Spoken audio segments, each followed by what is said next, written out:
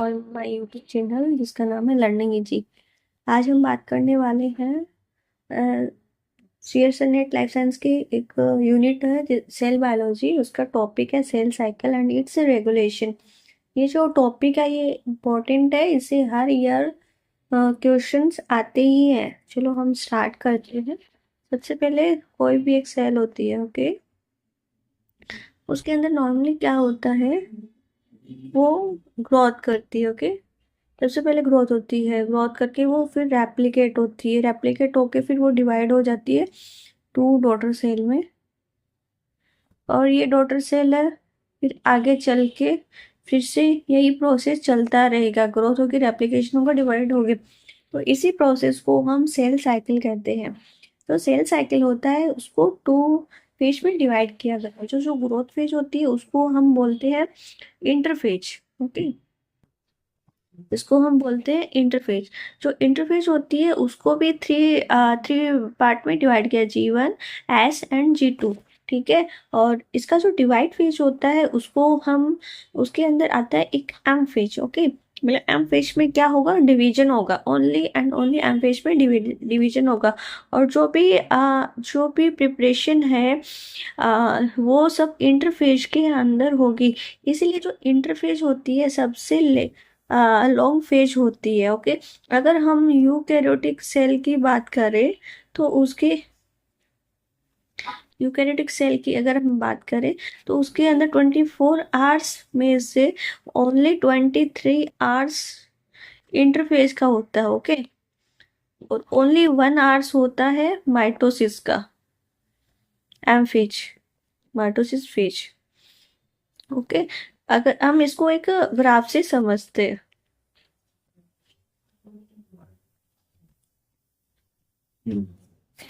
तो क्या होता है, जो सेल साइकिल स्टार्ट होता है G1 फेज से। ये देखो, ये जो फेज है, और अभी हम इंटरफेज के अंदर जो लेंदी फेज होती है वो होती है G1। ठीक है, G1 अप्रोक्सीमेटली 14 आवर्स की होती है। ओके, तो इसके अंदर एक्चुअली क्या होता है कि जीवन जब सेल डिसाइड करती है डिवाइड होने का, तो वो क्या करती है, जब डिवाइड होगी तो उसके लिए क्या करना होगा, जब सेल दो डॉटर सेल में डिवाइड होगी तो उसके लिए क्या चाहिए कि सेल के अंदर सारा जो डीएनए है, ऑर्गेनेल है, आ, सब जो डबल होना चाहिए। ओके, क्योंकि उसको दोनों डॉटर सेल के अंदर इक्वल डिवीजन करना। ओके, इक्वल जो ऑर्गेनेल होते हैं, डीएनए पार्ट होता है, वो सबको इक्वली देना होता है। इसलिए जो सेल होती है वो जीवन फेज के अंदर प्रिपरेशन करती है। उसके जीवन फेज के अंदर डिफरेंट टाइप के प्रोटीन का फॉर्मेशन होता है, ट्रांसलेशन मतलब ट्रांसक्रिप्शन होता है, पहले आरएनए का फॉर्मेशन होगा, फिर आरएनए से फिर प्रोटीन का सिंथेसिस होगा। इसमें आ, और जीवन के अंदर कुछ डिफरेंट टाइप के जो रेगुलेटरी एलिमेंट होते हैं, वो हम आगे आपको समझ में आएगा कि जो जीवन फेज के अंदर साइक्लिन, सीडीके, इनका फॉर्मेशन भी इसी जीवन फेज के अंदर होता है। तो इसलिए जो जीवन फेज होती है वो सबसे लेंदी फेज होती है। फिर नेक्स्ट स्टेज आती है एस फेज। एस फेज के अंदर only and only DNA replicate होगा। ओके, और जो ये जो एस फेज होती है वो अप्रोक्सीमेटली 6 आवर की होती है। ओके, और ये जो G2 फेज होती है वो 3 आवर्स की होती है। ओके, और ये जो फेज होती है एम फेज, ये 1 आवर्स की होती है। कुछ सेल्स होती है वो डिवाइड नहीं होती है। ओके, उसके अंदर मेटाबॉलिक रिएक्शन होती रहती है, लेकिन वो सेल साइकिल के अंदर not part, not cell cycle के अंदर नहीं जाती, इसलिए उन सेल्स को हम कहते हैं G0 फेज। ओके, लेकिन जो सेल साइकिल में पार्ट लेगी वो ये जीवन phase, S phase, G2 phase उसके अंदर होता रहेगा। हम बात करें, ओके,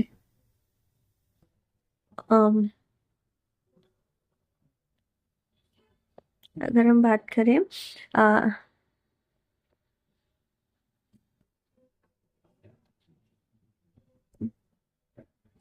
ये कोई सेल है एक्चुअली। ओके, तो ये कोई एक सेल है, इसके अंदर जो क्रोमोसोम सेट है वो 2n है और जो डीएनए कंटेंट है वो 2c है। लेकिन इसको फेज को, इस सेल, ये जो फेज जिस फेज में होती है उसको हम बोलते हैं G1 फेज, ठीक है। और जब सेल रेप्लिकेट होकर जब इसके अंदर 4c कंटेंट मिलता है, इस स्टेज को हम बोलते हैं एस फेज। एस फेज के अंदर डीएनए रेप्लिकेट हो जाता है, इसलिए उसके अंदर जो डीएनए कंटेंट है वो 2c से 4c हो जाता है। ओके, G2 फेज के अंदर ये जो डीएनए कंटेंट है वो सेम मिलेगा, और आगे चल के ये जो 4c है ये 2 सेल में डिवाइड हो जाता है। Okay, 2c and 2c। Okay, तो ये है एम फेज।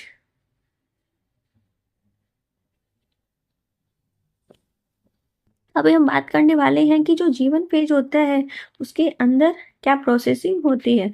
अभी हमने ऊपर देखा था कि जीवन फेज के अंदर आरएनए का फॉर्मेशन होता है, फिर उसका ट्रांसलेशन होता है, प्रोटीन सिंथेसिस होती है।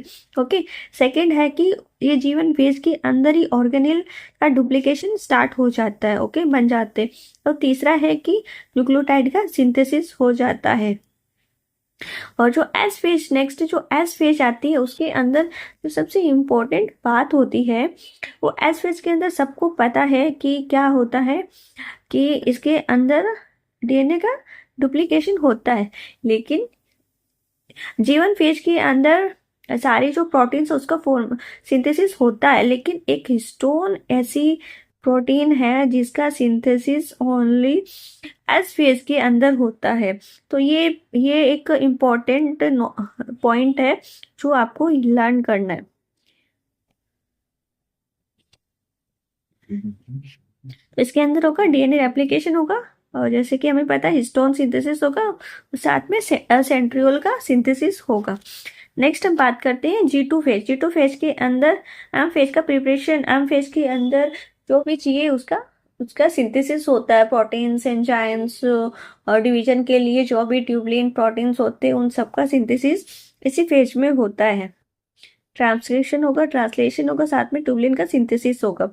और M phase is the shortest phase, और इसके अंदर क्या होता है, साइटोलॉजिकल इवेंट होती है, कैरियोकाइनेसिस होता है और साइटोकाइनेसिस होता है। ये 2 टाइप की इवेंट होती है। अभी हम नेक्स्ट, ये जो ग्राफ है ये बहुत इंपॉर्टेंट ग्राफ है, इसको आप अच्छे से समझना, इस पे बहुत सारे हर बार क्वेश्चन आते ही हैं, और क्वेश्चन आए हुए में उसको भी हम साथ लेंगे, ठीक है। ये एक पिक है, ये 1 पिक, ये सेकंड पिक। ओके, ये जो एक्स एक्सिस पे हमने डीएनए लिया है, डीएनए कंटेंट। ओके, और वाई एक्सिस पर लिया है नंबर ऑफ द सेल। तो हम देखेंगे कि स्टार्टिंग के अंदर हम इसको बस एक बार ऐसे ही मेजर करने के लिए लिखते हैं।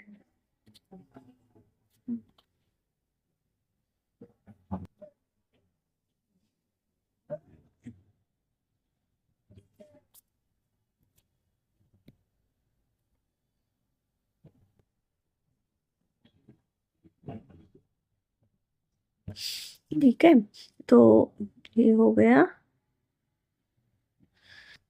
हम्म हम्म, तो स्टार्टिंग के अंदर ये जो डीएनए कंटेंट होता है ये होता है, जैसे हमने ऊपर वाले ग्राफ में जैसे देखा है, जो जीवन फेज होती है उसके अंदर डीएनए कंटेंट क्या आता है, 2n एंड 2c। अभी हम बात ओनली करें 2c की, ठीक है। तो ये जो फेज हो इसमें क्या है, जो ये जो फर्स्ट पीक है उसके अंदर डीएनए कंटेंट क्या है, 2c। तो ये जो फेज होगी वो कौन सी होगी, G1 फेज। ओके, इसके बाद में हम ये देखेंगे कि ये जो ग्राफ है नीचे आ जाता है और एक ब्रॉड एरिया शो करता है। इस फेज को हम बोलते हैं एस फेज, क्योंकि इसके अंदर जो है, मतलब ये जो सेल होती है उसके अंदर डीएनए का सिंथेसिस स्टार्ट हुआ रहता है।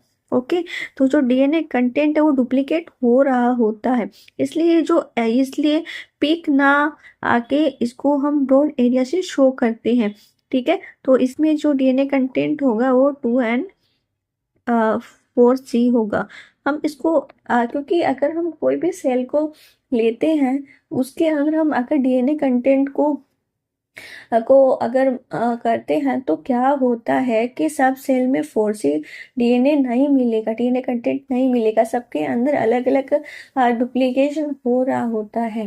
ओके, नेक्स्ट हम बात करते हैं, ये जो सेकंड पीक है वो किसको शो करेगा, G2 एंड एम फेज को, क्योंकि रेप्लिकेशन हो गया होता है, इसलिए ये जो फेज है इसके अंदर जो डीएनए कंटेंट है वो 4C ही मिलेगा। ओके, तो इधर हम बात करते हैं तो ये 4C आएगा।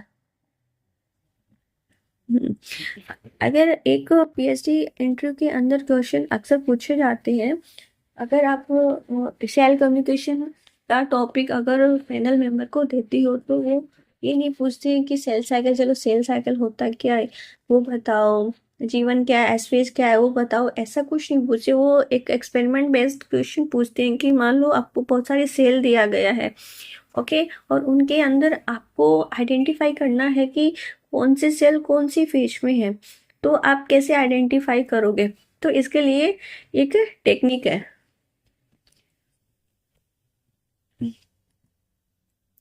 हाँ, इंस्ट्रूमेंट है flow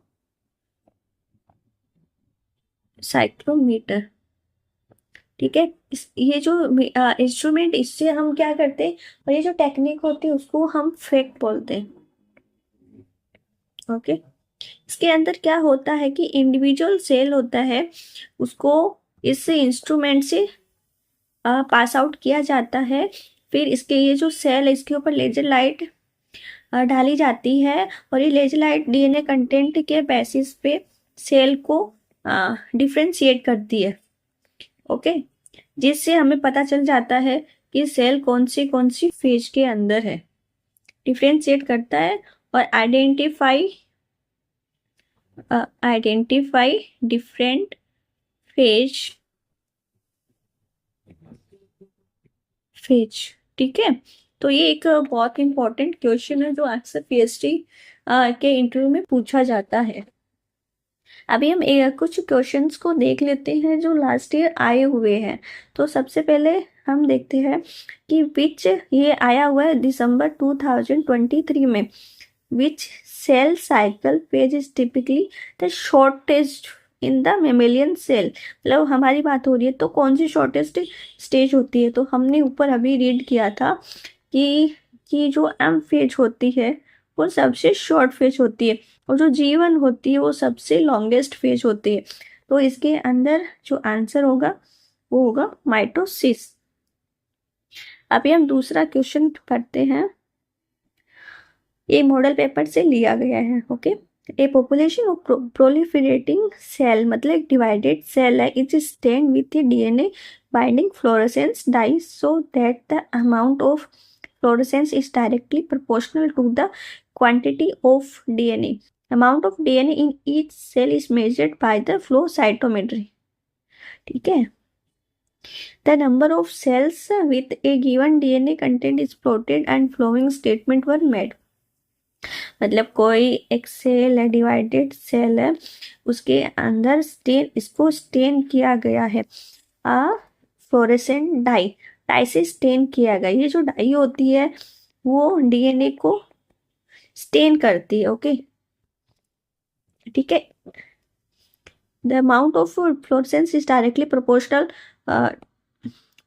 to the quantity of DNA, मतलब इस सेल में जितना फ्लोरेसेंस, मतलब इस सेल से जितना फ्लोरेसेंस होगा, मतलब डीएनए जितना ज़्यादा होगा उतना ज़्यादा इसके अंदर फ्लोरेसेंस होगा। Okay, the number of cell with given, और इसको हम अभी हमने पढ़ा था कि फ्लो साइटोमेट्री से हम इसको चेक कर सकते हैं, तो उसने भी वैसे ही किया था। तो अभी हमें ये दो पीक दिया गया है। हाँ, तो इसके अंदर क्या हुआ, रिलेटिव अमाउंट ऑफ डीएनए पर सेल, ये जो ग्राफ दिया गया है इसमें इधर डीएनए कंटेंट है और इधर नंबर ऑफ सेल है। अभी हमने ऊपर जो ग्राफ देखा था सेम का सेम वही ग्राफ है। तो जैसे हमें पता है कि ये जो स्टार्टिंग में जो डीएनए कंटेंट है वो कम होता है, ठीक है। हम इधर बात करें अगर 2C है तो 2C किस किस फेज के अंदर जो डीएनए कंटेंट, और धीरे धीरे ये क्या डीएनए कंटेंट बढ़ रहा है। ओके, तो हमें पता है कि 2C किस फेज में होता है, G1 फेज में। और ये जो ब्रॉड एरिया ये किसको शो करता है, एस फेज के अंदर। और ये जो बी फेज, ये सेकंड पीक है, वो किसको शो करती है? G2 and M phase. Okay, तो अभी हम इसके जो ऑप्शन है वो पढ़ लेते हैं। Peak a contain the cell of G1, मतलब पीक ए G1 फेज को शो कर रहा है, सही है ये तो। सेकेंड ऑप्शन है peak b contain the cell of G2 phase, हाँ ये भी सही है। Peak a contain the cell of G2 phase, नहीं ये गलत है। Peak b contain the cell of G1 phase, ये भी गलत है। तो विच ऑफ द वो मेंशन स्टेटमेंट इज करेक्ट, तो हमें इसमें करेक्ट बताना है। तो करेक्ट में होंगे ए एंड बी। अभी इसने बोला अगर ये इधर इनकरेक्ट की करेक्ट की जगह इनकरेक्ट होता तो हमारा जो ऑप्शन होता वो होता सी एंड डी। ओके, अगर इनकरेक्ट पूछता तो, लेकिन अभी हमें करेक्ट पूछा तो ये ए एंड बी होगा। ओके, सेकंड हम वही सेम क्वेश्चन फिर से आया गया है। Okay, Hoechst triple three photo is a membrane permanent dye that fluorescence when it bind to DNA, मतलब ये एक डाई है, अगर ये डीएनए के साथ बाइंड हो जाती है तो ये फ्लोरोसेंस शो करती है। ठीक है, DNA through intercalating process, if a population of cell is incubated briefly with Hoechst dye and stored in a flow cytometer, the cell display various level of the fluorescence. हाँ obviously, मतलब अगर हम different type के cell लेंगे तो उन सब के अंदर अलग अलग टाइप की फेज होगी, जिससे क्या होगा, जो फ्लोरोसेंस का जो लेवल है वो डिफरेंट डिफरेंट होगा। अभी हमें इसमें पता लगाना है कि कौन सी स्टेज को कौन सी सेल है वो कौन सी फेज के अंदर। तो अभी हम ऊपर वाले ग्राफ से पता लगा सकते हैं कि जो फर्स्ट पीक है वो किसको शो करती है? G1 फेज को। और ये जो ब्रॉड एरिया है ये एस फेज को, और ये इंचिएट वाला G2 प्लस M फेज को। तो हम विच of the following is correct, आपस करेक्ट ऑप्शन पूछा, x is G1, x is G1 सही है। वाई G2, वाई क्या G2 है? नहीं, वाई एस फेज है तो ये गलत हुआ। X is G1, Y is S and Z is G2 है, ये तो सही हुआ। तो थर्ड ऑप्शन एक्स इज, ये हमें देखने की आगे जरूरत नहीं। तो इसके अंदर ये जो, अगर आपने एक बार इस ग्राफ को अच्छे से समझ लिया तो इस ग्राफ से किसी भी टाइप के कोई भी टाइप के क्वेश्चन बने हुए आप आराम से कर सकते हो। ये एक एक्सपेरिमेंट बेस्ड क्वेश्चन है। To assess the impact of a newly identified drug when added to culture of sub confluent HeLa cell, a researcher analyse the fluorescence activated cell sorting. हाँ, एक टेक्निक है fluorescence activated cell sorting, profile of untreated and various are treated cells. मतलब इन्होंने क्या लिया है? HeLa cell लिया। Okay, उन्हें क्या किया है, कुछ सेल है उसको उनको ड्रग दिया गया, ठीक है, ड्रग प्रेजेंट है। कुछ सेल है जिनको, अच्छा इसमें इसको एब्सेंट है तो हम ड्राफ्ट कर इसके कोड।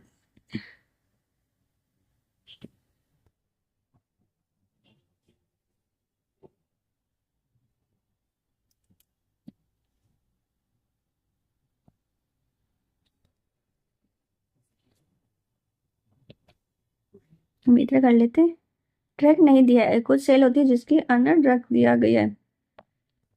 ठीक है, अभी हम दोनों का ग्राफ देखते हैं। अगर अगर ड्रग नहीं दिया गया है तो जो नॉर्मल ग्राफ होगा वो हमारे पास होगा। ओके, अगर ड्रग दिया गया है तो ये जो ड्रग है जिस जिस फेज पे, ओके, जिस फेज को इनहिबिट करेगा, ओके, ये किस फेज को इनहिबिट करता है वो देखते हैं। तो इसमें ये इसमें ड्रग एब्सेंट है, इसमें ड्रग प्रेजेंट है। ये जो एक्सिस पे डीएनए की कंटेंट है।